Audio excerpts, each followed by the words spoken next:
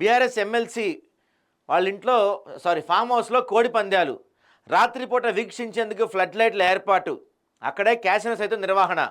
A1గా ఏపీకి చెందిన శివకుమార్ వర్మ. ఎవరో పేరు చెప్తున్నారు, ఇది ఫామ్ హౌస్ది ఎవరు పోచారమా? హైదరాబాద్ నగర శివార్లోని మొయినాబాద్ మండలం తొలకట్టులోని ఒక ఫామ్ హౌస్లో భారీ ఎత్తున నిర్వహిస్తున్న కోడి పందాల వ్యవహారం సంచలనం సృష్టిస్తుంది. వీటి వెనుక ఎవరున్నారో దానిపై ఇంట్రెస్టింగ్ చర్చ నడుస్తుంది. ఈ ఫామ్ హౌస్లో బీఆర్ఎస్కు చెందిన ఒక ఎమ్మెల్సీగా గుర్తించారు. మంగళవారం పొద్దుపోయాక పోలీసులు నిర్వహించిన దాడుల్లో మొత్తం 61 మంది చిక్కిన విషయం తెలిసిందే. 61 మంది చిక్కారంట.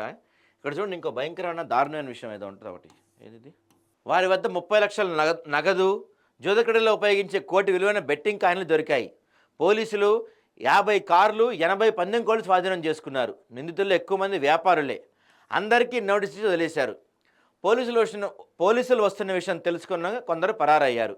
దాంతో పరారైన వ్యక్తులు ఎవరు, వారి చరిత్ర ఏంటి అనే దానిపై ఆరాధిస్తున్నారు.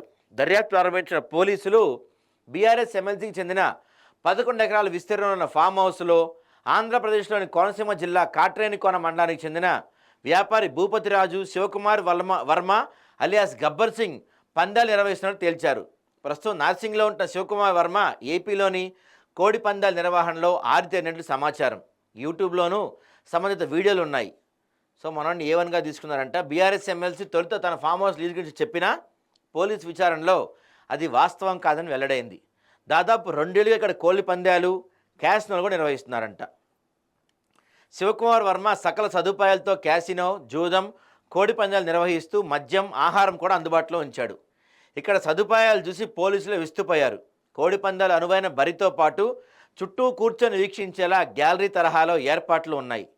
రాత్రిపూట వీక్షించేందుకు ఇబ్బంది లేకుండా ఫ్లడ్ లైట్లు పెట్టారు. ఇదంతా ఒక ప్లాన్ ప్రకారం జరుగుతుందో తెలుస్తుంది. అయితే నేను అడిగేది ఏంటంటే, ఒక 2 ఏళ్ళ నుంచి జరుగుతుంది. మొత్తం క్యాసినోలు ఉన్నాయంట, అన్నీ ఉన్నాయంట అక్కడ. క్యాసినో, ఈ సౌండ్ సిస్టము, ఫ్లడ్ లైట్స్ ఇవన్నీ ఉంటే 2 సంవత్సరాల నుంచి పోలీసులు కళ్ళు ఏమన్నా మూసుకుపోయినాయా, లేకపోతే ఆ చుట్టూతా లైట్లు కనపడకుండా, ఫ్లడ్ లైట్లు కనపడకుండా ఏదైనా మంత్రం వేశారా, ఏదైనా మ్యాజిక్ వేసారా? 2 ఏళ్ళ నుంచి జరుగుతున్నాయండి ఇక్కడ. అంటే లోకల్ పోలీసులు వీళ్ళు మేనేజ్ చేసి ఉంటారు. ఇదేదో గవర్నమెంట్ దాకా వెళ్ళి ఉంటుంది. వాళ్ళు వేరే డిపార్ట్మెంట్ పంపించుంటారు, వేరే టీం పంపించుంటారు. వాళ్ళు వచ్చి పట్టుకొని ఉంటారు అంతే. ఈ మొయినాబాద్లో ఉన్న ఫామ్ హౌస్లు అన్నీ కనుక ఒక్కసారి ఆకస్మిక తనిఖీలు చేస్తే కొన్ని లక్షల విలువైన డ్రగ్స్ కావచ్చు, లక్షలు కాదు కోట్లు వేసుకోండి, కొన్ని కోట్ల విలువైన డ్రగ్స్ కావచ్చు, క్యాసినోలు, ఉమెన్ ట్రాఫికింగ్, ఇవన్నీ జరుగుతాయి అక్కడ. మొయినాబాద్ ఫామ్ హౌస్లు అంటేనే అవి. ప్రతి రాజకీయ నాయకుడికి ఆడ ఫామ్ హౌస్ ఉంటుంది. కొన్ని వందల వేల ఎకరాలు ఉంటాయి వాళ్ళకి, ఒక్కొక్కరికి. అక్కడ జరిగే తంతు మొత్తం ఇది. తెలంగాణ రాష్ట్రం మొత్తం భ్రష్టు పట్టిస్తున్నారు. ఏడ చూసినా క్యాసినోలు, ఫామ్ హౌస్లో పార్టీలు. ఫామ్ హౌస్ పార్టీ అంటే ఏంది? అక్కడ ఏముంటుంది? ఫ్రీ సెక్స్, ఫ్రీ మందు, విచ్చలవిడి శృంగారం. ఆడ ఈ మధ్య బాగా వినపడుతున్నాయి కదా, ఈ ఏమంటారు, రేవ్ పార్టీలు. రేవ్ పార్టీలు అంటే ఏంది? ఫ్రీ సెక్స్ ఇష్టం వచ్చినట్టు ఉంటుంది అక్కడ. అంత పరిస్థితి దారుణం, మాటలు చెప్పలేని అంత పరిస్థితులు ఉంటాయి అక్కడ అనమాట. ఇదే ఈ ఫామ్ హౌస్లో జరిగేది. ఫామ్ హౌస్లో ఎవడియా అంటే ఎవడో ఒక ఎమ్మెల్యేదో, ఎంపీదో, ప్రజాప్రతినిధిదో, వాడి బావదో, బామ్మరిదో, వాడు ఉంచుకున్నాడు తమ్ముడిదో, ఇవే ఉంటాయి మొత్తం. ఫామ్ హౌస్లు అన్నీ అవే. ప్రభుత్వానికి తెలుసు, పోలీసులకు తెలుసు, కానీ చూస్తూ ఊరుకుంటారు. ఎప్పుడో ఒకసారి ఇట్లాంటివి బయటపడుతూ ఉంటాయి అంతే. ఇది కూడా ఇప్పుడు ఇక్కడ నోటీస్ ఇచ్చారు, నోటీస్ ఇచ్చి వదిలేస్తారు తప్ప ఇక్కడ కూడా పెద్దగా ఏం జరగదు. ఎవరికి ఏం నష్టం కాదు, ఎవరికి ఏం ఫైన్ వేయరు, ఎవరినేం అరెస్ట్ చేయరు.